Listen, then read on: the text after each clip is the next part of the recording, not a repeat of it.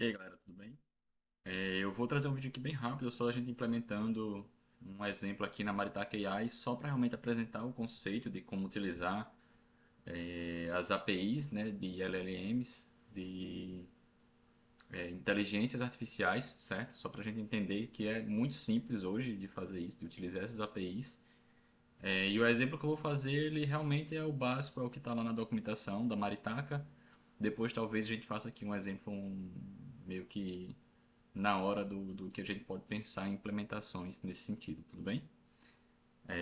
Para começar aqui eu estou no meu Google Colab, eu vou primeiro conectar aqui o ambiente, aqui em cima na direita, aqui está reconectar porque eu estava testando se eu conseguia ocultar essa célula aqui, que é onde está realmente minha chave API. Então aqui para mim ele vai conectar, vai informar que eu estou conectado, né, que eu já consigo utilizar esse ambiente. E aqui a primeira coisa que você tem que fazer sempre é definir a sua chave API, né?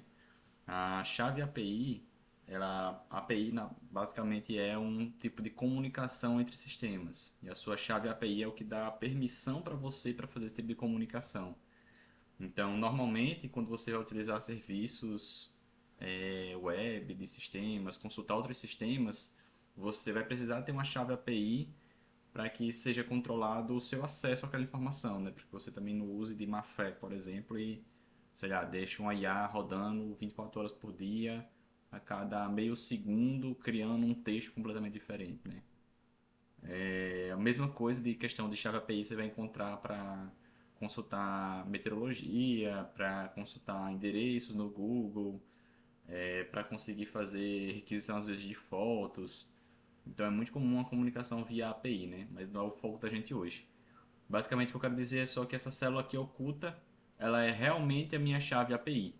Né? Aqui tem um exemplo da célula que está aqui por trás, que é API underline key igual, aí eu abro um string, né, com as aspas e digito aqui a minha chave que eu peguei aqui no acesso à plataforma da Maritaka. Então, se você clicar aqui também, você pode fazer login lá e pegar uma chave API para vocês, tudo bem? Eu vou então executar aqui essa célula oculta, ele vai rodar e vai salvar na variável API key a minha chave API, né? Eu não vou mostrar ela aqui, porque aí ninguém pode utilizar ela e gastar os meus recursos, meus créditos, né? Mas então é como se eu tivesse rodado essa mesma célula aqui, né? Você pode simplesmente colocar a sua chave API aqui dentro que vai funcionar. Só rodar aqui que vai funcionar.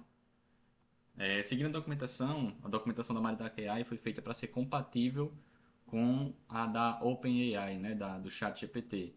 Isso para poder popularizar também o uso, né, ficar mais fácil da gente utilizar e de introduzir ela nos sistemas que hoje é utilizado o ChatGPT.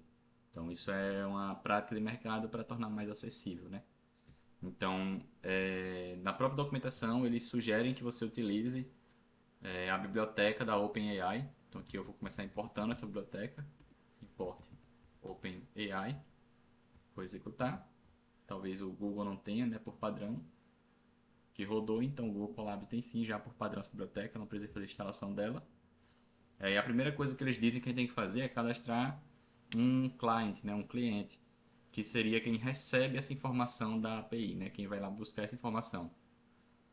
Para fazer isso, eu vou criar a variável client, vou dizer que ela é igual a OpenAI, vou chamar a biblioteca e vou chamar a função OpenAI, que eu estou seguindo exatamente como está na documentação, tudo bem?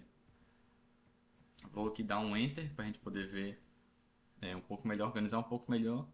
E vou colocar aqui minha API Key, que é uma dos parâmetros que essa função aceita, vai ser a minha própria API Key que eu defini na célula ali que está oculta, né? Essa célula aqui define essa API Key, que seria o mesmo que rodar essa célula. E aqui embaixo eu vou informar a base URL, também seguindo a programação, que diz que a nossa requisição tem que ser enviada para https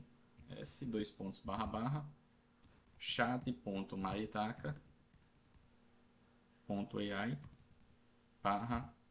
API. Então, se eu rodar só isso aqui, a definição aqui do meu cliente é para dar certo, deu sucesso, né? Já rodou. E agora eu posso realmente pedir essa informação lá, porque eu já tenho o link onde eu vou fazer o pedido e já tenho a minha chave que dá acesso, né, à informação que me permite fazer esse pedido. Então, basicamente, o que eu vou dizer aqui é que eu quero uma resposta. Ó. Resposta vai ser igual a client.chat.completions.create. Então, eu quero criar um complemento, né, da mensagem que eu vou passar aqui. O complemento seria para ele continuar o texto, né, de onde está. Eu vou passar aqui o modelo que a gente vai utilizar. O modelo que a gente vai utilizar aqui não é o GPT 3.5 Turbo, ele é um modelo da Maritaca. Eu vou ver aqui também na API qual seria o modelo que eles estão usando.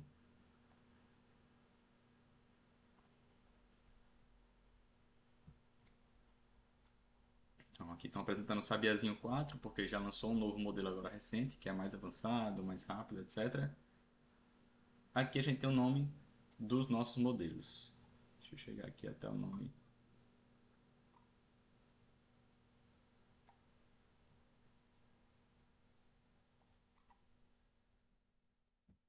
Vamos utilizar aqui o Sabiazinho 4, porque é só o que está aqui na recomendação, né? Acho que só dentro da API que eu acho os outros modelos. Só dentro da plataforma, né? Eu vou passar aqui o meu modelo, Sabiazinho 4. E vou passar qual é a mensagem que eu estou mandando para ele, né? Então, no ChatGPT a gente manda realmente uma mensagem para o ChatGPT e a resposta dele é um complemento para essa mensagem que a gente mandou. Aqui a gente vai mandar uma mensagem para a Maritaca AI, já que ela segue esse padrão do ChatGPT, e ela vai basicamente definir o complemento, né, para essa mensagem. Aqui a gente tem que passar alguns parâmetros. Um desses parâmetros é a role que a gente está utilizando. A role seria o seu papel. Então a gente pode definir por padrão que tem algumas mensagens que são do sistema. Isso é utilizado para quando você for criar um sistema, por exemplo, de atendimento ao público, de agendamento de horários. Você poder dizer já por padrão do sistema o seguinte prompt para ele, né? Para toda pergunta do cliente ele vai dizer, ó, seja educado, tenha cuidado nas palavras que você vai utilizar, sempre pense se você está falando da melhor forma possível, se você está falando da forma que é agradável para o cliente. Então, você pode passar essa role como system para se referir ao sistema, que seria essas configurações padrões, e você pode passar o user, que seria como se você fosse um usuário mandando realmente um texto lá, digitando um texto, né? Além desse padrão, desse parâmetro role, né, você tem que passar também aqui o content, que seria o conteúdo, e dentro desse content é onde você realmente digita a sua mensagem. Vou botar aqui, escreva um texto sobre o uso de IA generativa em engenharia de produção. E aí, aqui a gente já definiu com a nossa mensagem, já definimos esse dicionário, né, que vai conter tanto o nosso papel, nossa role, quanto o conteúdo que a gente está enviando. Uma outra coisa que a gente pode passar é o parâmetro de tokens máximo para ele utilizar, né? Então, poderia dizer que max token seria de 4.000. E aí, com isso aqui, a gente já consegue ver, né, qual que seria essa nossa resposta, certo? Então, eu vou executar essa requisição. Ele deu erro aqui, deu erro no chat. Não tem completions. Eu escrevi errado. É completions. Não tem esses dois T.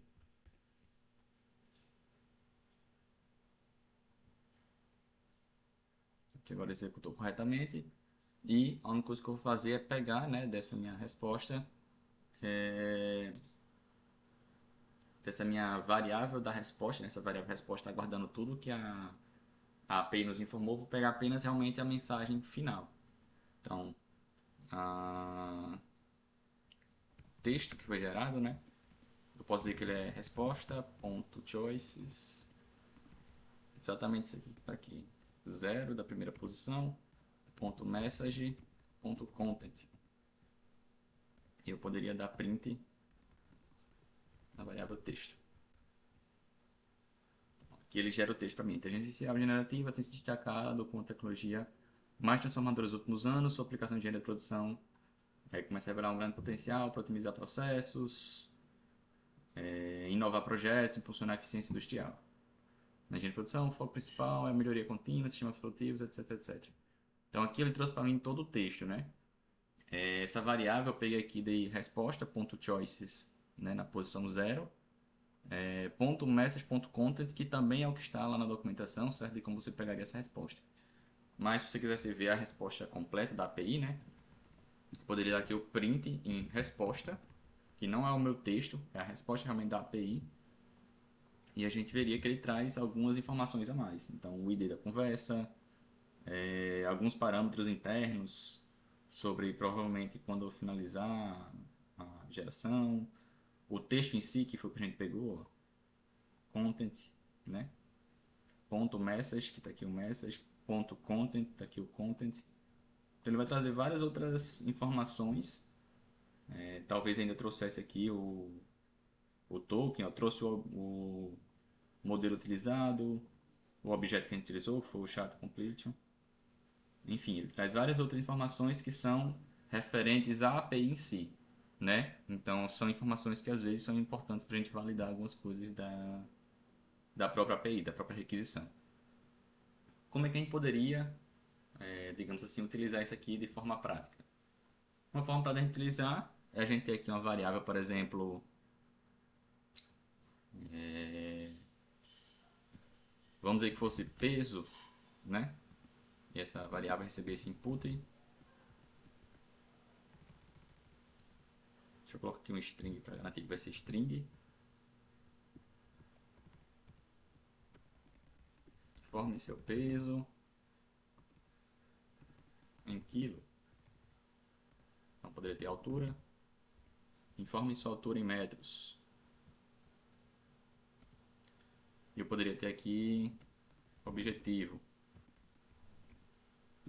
Então string só para garantir que é string. Input. Informe seus objetivos pessoais fitness para este ano. E aí uma coisa que eu poderia fazer aqui, né, se eu estivesse desenvolvendo, por exemplo, um aplicativo para essa área de fitness, de saúde, era pedir para ter recomendações automáticas, né, de acordo com essas informações que o usuário vai me dar. Então aqui eu passaria, por exemplo, dentro do content, né, eu poderia colocar aqui a mensagem da Holy System e depois colocar o conteúdo, mas já vou colocar aqui dentro, gere um plano alimentar, exercícios para uma pessoa com peso. Aqui eu passaria o peso, variável peso, né? Vírgula. Altura. Passaria aqui a altura. E objetivo. Objetivo. Que eu vou só colocar o F para definir nossa string, né? Que vai ter variáveis. E esse aqui já seria a informação que seria passada para a IA da resposta, né? Então, se eu vier aqui em cima e pegar esse trecho aqui também, para a gente pegar só a mensagem da IA, e colocar aqui embaixo, eu poderia já executar essa célula aqui. Ele pediria meu peso, vou colocar aqui 78, pediria minha altura, vou colocar 1,78. Informe seus objetivos. Quero ganhar massa e correr mais este ano, até conseguir fazer uma meia maratona. Então, essas informações aqui ele deve agora passar para a API vai responder, né, o que a IA gerou, e ele vai exibir aqui para a gente o texto, né, com a recomendação da IA. Então aqui ele trouxe para a gente, ó, aqui é meus dados de entradas, né? E aí ele trouxe. Para te ajudar a atingir os objetivos de ganhar massa muscular e melhorar sua performance em corridas, nós vamos fazer o seguinte, né? Dados básicos. Os dados que eu informei, 78 quilos. 78 quilos, cadê? Tá aqui. Não tem separação, que eu esqueci de botar um espaço. 1,78 de altura. O IMC ele já calculou aqui. A gente poderia verificar depois se está certo esse cálculo, ou passar esse cálculo já corretamente para ele. Ele ditou aqui algumas formações padrão, então tempo da meia maratona, etc. E trouxe aqui todo um plano, né? Do que eu poderia comer, de quais seriam meus exercícios, quantas vezes por semana. Então, basicamente as aplicações com IA que hoje estão muito em alta, elas utilizam basicamente esse tipo de modelo, né? Você teria agora só que fazer aqui um front-end, uma parte ali visual da sua aplicação que conseguisse fazer isso aqui que eu fiz aqui no terminal. Seria pedir as informações do usuário e passar isso agora para a API, esperar a resposta e mostrar isso para o usuário de uma forma bem intuitiva, né? Então, se a gente tem um aplicativo de celular que faça isso, por exemplo, a gente já teria um aplicativo que consegue utilizar e funcionar com o IA, né? Sendo uma aplicação ali assistida. Então, basicamente, o que eu queria explicar aqui era isso, era a introdução ao Maritake AI. Eu sugiro que vocês usem, que vocês testem a Maritaka. A Maritaka dá R$ 20 de créditos para quem se cadastrar lá e cadastrar um cartão. Eles não fazem cobrança no seu cartão, certo? Fazem apenas uma verificação se o cartão ele realmente existe, né? Se está funcionando. E eles não fazem cobrança de forma automática, então não tem um risco de você gastar toda a sua IA e descobrir lá que você está sendo cobrado agora porque utilizou demais, por exemplo. Eu vou só abrir aqui para mostrar o quanto que eu gastei aqui nessa brincadeira, que deve ter sido poucos centavos, mas só para a gente já ter aqui essa informação também. Deixa eu só fazer login aqui na outra página.